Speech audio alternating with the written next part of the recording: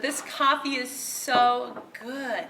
It is caffeine-free, gluten-free, dairy-free, vegan coffee. Really? What's in it? Well, it's pretty much water. Oh, that sounds delicious, I guess. Oh, hi, Oh. kids! It's so good to see you. I have so many questions for you. How's distance learning been going? Have you been doing any fun science experiments? Have you been asking your parents lots and lots of questions? Whoa. I better stop you right now. We don't want to bombard you with you're too many right. questions. You know, it's been a long time, and there's one thing I want to say is that we definitely missed you. We sure have. Oh, and I got something really cool to show you. It is a really cool rock. That is a very beautiful, pretty rock. I have so many questions about rocks in general. How do they form? How long does it take them to form? What are they made out of? Well, geology isn't my specialty, but let me just tell you, I really do love this subject. Why? Well, you know what geologists say about geology, right? What? It rocks. Good one. It is a good one. What does the Bible say about rocks? You know what? I just came across the verse not too long ago. Let me find it. Oh, here it is. It's found in 2 Samuel chapter 22, verse 2. The Lord is my rock and my fortress and my deliverer. That is so cool. So you're saying that Jesus rocks? What did I just hear? Are you saying that rock points to Jesus? Yes? Science says otherwise. Well, kids, let me introduce you to a colleague of mine. It's kind of hard to describe him when he's right there specifically, but let me just tell you one thing. He's very intelligent. Indeed. What were you saying about this rock, Dr. Sinek? There is a theory out there called uniformitarianism. And the change rates that are happening right now have been consistent for over millions or even billions of years, thus proving your theory wrong. Well, those are very astute observations, Dr. Sinek. But how would you like to join me and my colleague in my creation lab to discuss this even further? I don't want to, but for the sake of science and education, I guess I should go. To the creation lab! To the creation lab! I guess I'm not eating lunch today.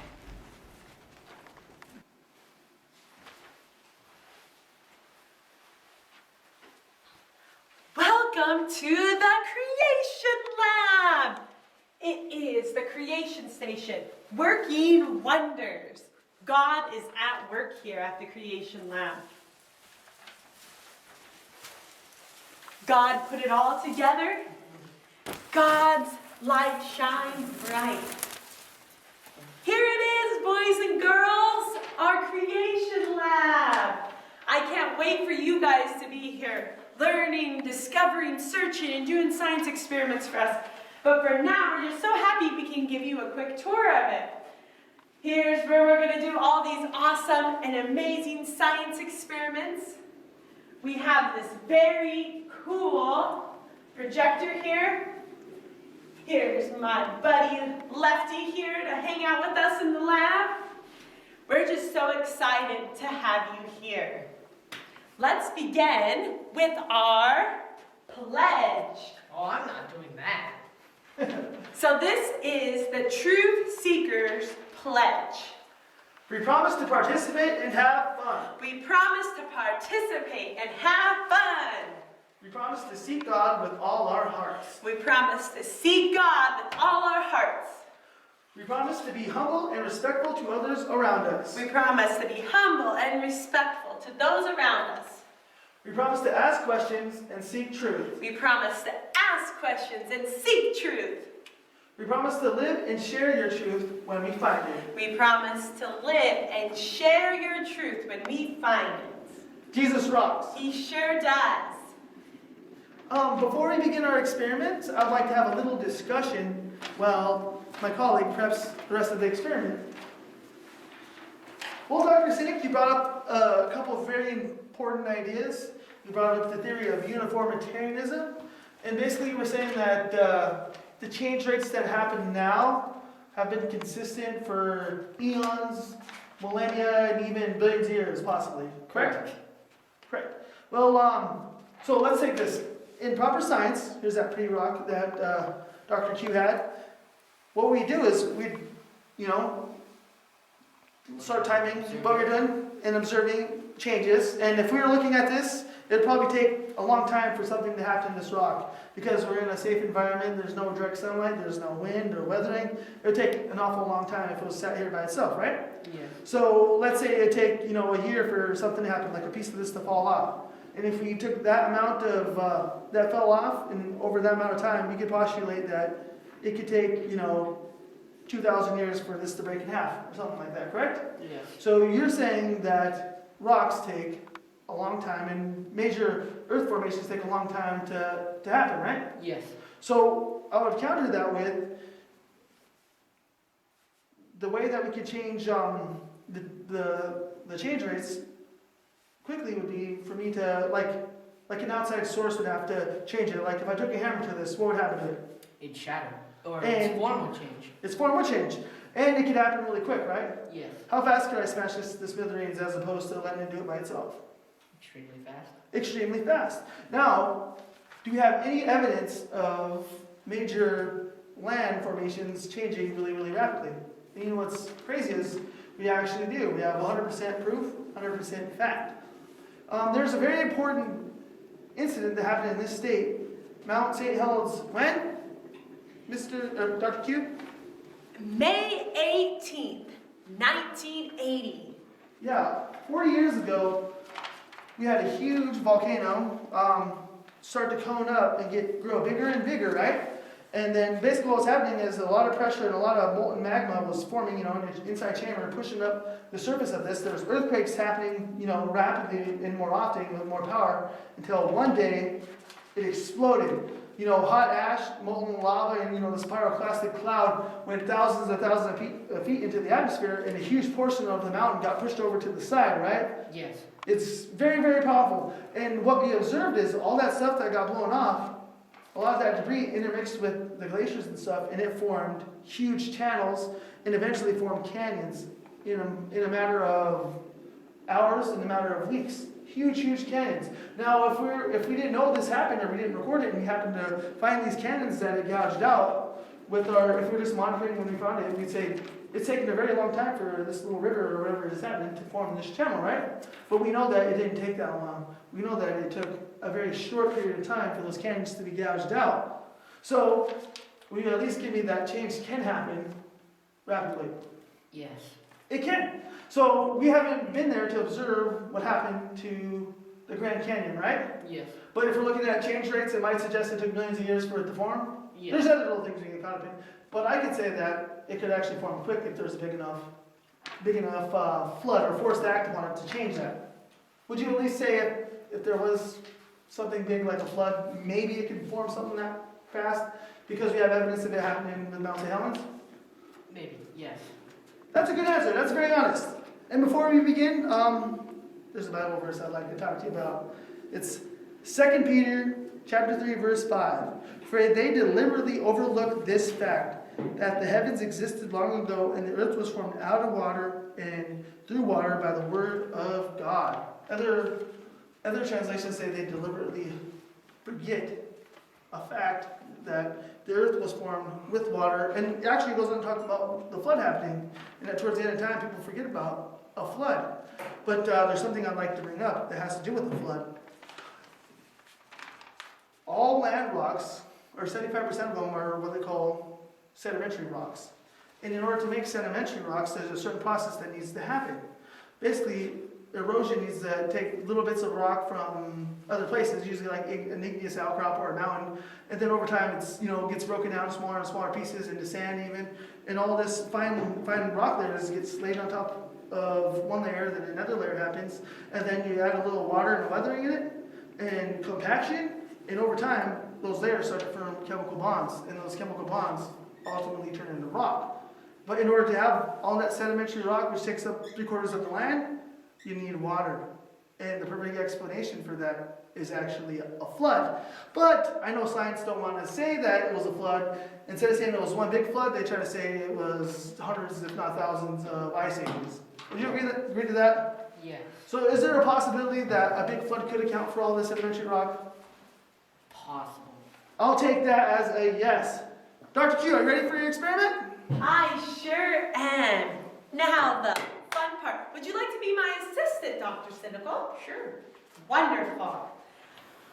All right, so this is a fun science experiment. Now it's time for you to get your kits out. I want to get a big shout out to Miss Pamela for putting together all of our science bags and delivering them. We're so excited to be doing these experiments with you. First and foremost, safety is First. It sure is. Science and safety go hand in hand. So when you are conducting the science experiment, please make sure you are doing it with an adult. So first I want to explain some of the things we have here today. Our first experiment, we are going to be doing eggshell geodes. Wow. Here's a little close-up of what they're going to look like. Aren't those cool? Neat. Oh, it's going to be wonderful. Okay, so for this one, our first ingredient is borax. It's used mainly for cleaning, so don't eat it. Mrs. Pamela has a big expo on that saying not to eat. So make sure you're not eating the borax and you know the difference between borax and sugar, because sugar is for our next experiment. I know you guys like that. Okay, so first we'll need clean eggshells. And do you want to grab out a couple eggshells for me, Dr. Semico? So here's our eggshells. We're going to need hot boiling water. I brought my hot cup today. And here's our clean eggshells. You should have those in you can bring out set the carton right here, Dr. Cynical. Okay, and you're going to need heat-proof container like glass or this mason jar, and some spoons, and of course that adult to help you. Okay, so the first thing we're going to do is we have this hot boiling water. So we're going to take a cup of that. Ooh, that's pretty hot. You see it steaming up there? And then we're going to, do you want to pour this in, Dr. Sinek? This is the borax. Has a bee on it. Like to pour that in there? Okay, now the important part. I need you to start stirring this until it's dissolved. We want all of that to be dissolved. And that is a very important part. If you have other borax on hand, you can keep adding and adding and adding. But be patient. The stirring is very important. We want it to save this word, super saturated. Oh, and it would have been really hard to send home food coloring because that could have been a mess or spilt everywhere. So we're going to use some good old Kool-Aid. Haven't had this in years. All right, so we want that to dissolve in there too. Woohoo! It's magic, it's blue. It's pretty. Beautiful. This is going to be a beautiful geode. Other thing with this science experiment, it's not going to happen like that, but it's not going to take millions of years. Good point. It's going to be pretty quick. These geode crystals, I would give them a couple days. I did some last night, and I already seen some crystals for me, just in 24 hours. How's that going, Dr. Sinek? Pretty well. Okay, so we've pretty much done this up. Do you feel any? Do we see any? I think it's all dissolved. That's exciting. All right, so I have a couple shells here. So I'm going to pour these in here. You And have I to pour it in there, or- would keep it in your egg carton. Or you can put it inside. This, you're putting Up to you it if you want. inside. No, inside it will stick. So that's why you're putting it in the egg carton, so it won't stick. If you put it inside there, it probably will stick and hard to come out. Some of these that I made, I put them all the way in and I couldn't get them out. So your geodes are just going to be on the inside. And that's what's cool about geodes is you'll find it and it looks like an ordinary rock, but if you busted it open, that's when you would have the magic crystals.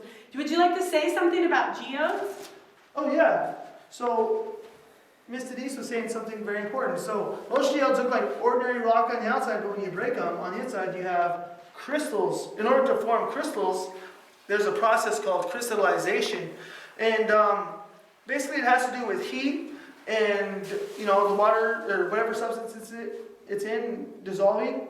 And then over time, these molecules, they start to latch onto each other, and sometimes they form really intricate patterns. Just like if you're like in the middle of winter time, if you ever look on your windows or your car windows, sometimes water gets stuck to it, and eventually the water turns the ice and it branches off. And sometimes it almost looks like leaves, and they're really, really pretty. And the really cool thing is crystals can form all sorts of different shapes, even though they're the same molecules, just depending on what they attach to. They can look all sorts of pretty. And I think this is a really good experiment, and it can show Dr. Sinek that sometimes crystals can take long times to form, but it also can take short time to form. There's actually a lot of evidence of different processes of doing the same thing to get the crystals to form fast or to form slow, and depending on how long it takes, it can have harder crystals, softer crystals, bigger crystals, smaller crystals. There's even crystals that are, I think, somewhere in Mexico that are the size of city buses. Wow, that's amazing. That is amazing. That's cool. And I like that. I think it's part of God's handiwork. I'm going to set this down. And sometimes with science experiments, the part that isn't very fun is when it, quote, fails. But it's never a fail. You just got to figure out what went wrong. So, if it doesn't work out, you can get more borax and try this again, and maybe adding more borax or having your water hotter. All right, here's the experiment I know you've been waiting for. Rock candy. Hey, take a guess for me. How much cups of sugar do you think is in this bad boy? 4. Close, but it's only 2. But that's a lot. Well, actually, it's about probably 2.5. And these two together equals 3 cups of sugar. I will say, this should not be eaten every day. Okay, here we go. Okay, so for this experiment, you're going to need your skewer, a clothespin, a cup of water, let it boil a little longer, and you're gonna need your mason jar, your Kool-Aid, that's gonna be for color and flavor, and we're ready to go. All right, so I'm gonna need my water now. All right, I'm gonna give you a spoon this time. And for this one, we're gonna add, on your directions it says 1 cup, but it's kind of hard to fit 1 full cup in that mason jar. So I'm gonna suggest you go to 1/2 cup. Remember, always have a parent when you're working with hot boiling water. All right, Dr. Sinek, would you like to pour in? We'll do the Kool-Aid first, and then we'll start adding in the water. And you're adding 2 to 3 cups of sugar. And this is the part, again, where you're gonna have to be patient. You are stirring this until all the sugar's dissolved. So once sugar stops dissolving, then you're done. So you stir and I'll pour. Oh man, this is a lot of sugar. I hope you don't make your Kool-Aid with this much sugar. Woo, there we go. Oh, so let's see, is it still dissolving? We see it getting pretty thick here. Can we add more? So what's going on with this process, Dr. A, when we're making sugar crystals? All right, for this one, for the rock candy, you are going to be using this wood, right?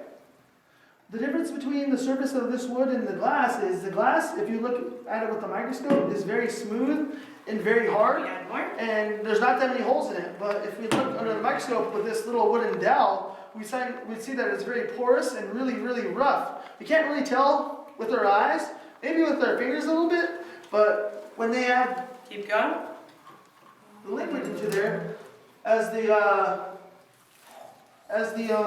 heat starts to dissipate and the molecules start to form bonds, they're going to attach themselves to the wood, and eventually crystals are going to start to kind of spike off this, and it's going to taste really, really good.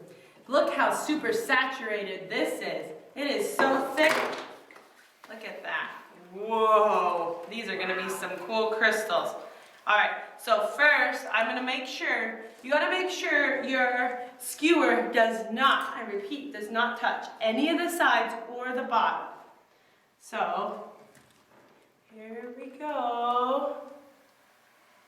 You pour it in all the way to the top. Now, our geocrystals should form a little bit quicker, but this one will take 3 to 7 days, but it will be worth the wait. Patience is a virtue, boys and girls. So, after 3 to 7 days, you pull it out and you're gonna have your very own rock crystal candy to enjoy. And I hope you always remember that Jesus Rocks. Woohoo! Before we leave, I'd like to talk about Dr. Siddiq. Me and Dr. Siddiq, we don't believe in the same things, but we do see eye to eye on certain things. And the one thing that we see eye to eye on is our deep search for truth. He might believe in evolution and long processes, but he's at least willing to submit to the truth. Would you say that? I agree. Me too. We're on the same path, but we're two different parts. But eventually, I hope one day, me and Dr. Siddiq and Dr. Q will all be on the same page and know that Jesus is the creator and founder of this world. Amen. Amen. I hope you guys had fun today in Children's Church, and I hope you always seek truth. Amen. Thank you very much. Thank you very much. Woohoo! One shot. Yes.